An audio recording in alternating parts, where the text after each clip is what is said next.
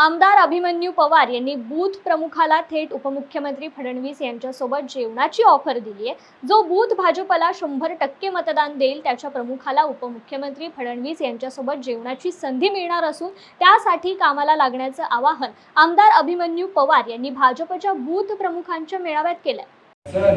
देवेंद्र फडणवीस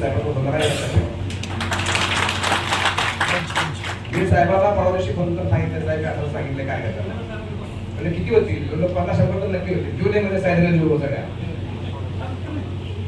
मी तुम्हाला पुन्हा सांगतो, जे बूथ प्रमुख घड्याळावर 100% मदत देतील, 100%।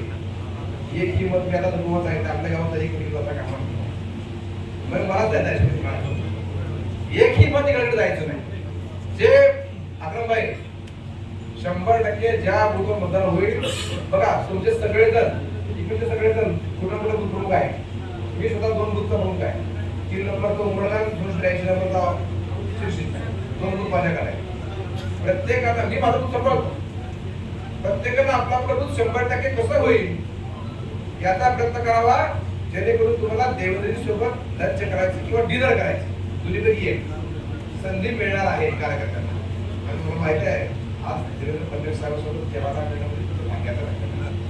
त्यामुळे प्रत्येक प्रयत्न करेल गुरुजी, अशी मला खात्री आहे। आणि म्हणून मी ज्या बोलणार नाही त्या विषयावर बोलतो जे बोलायचं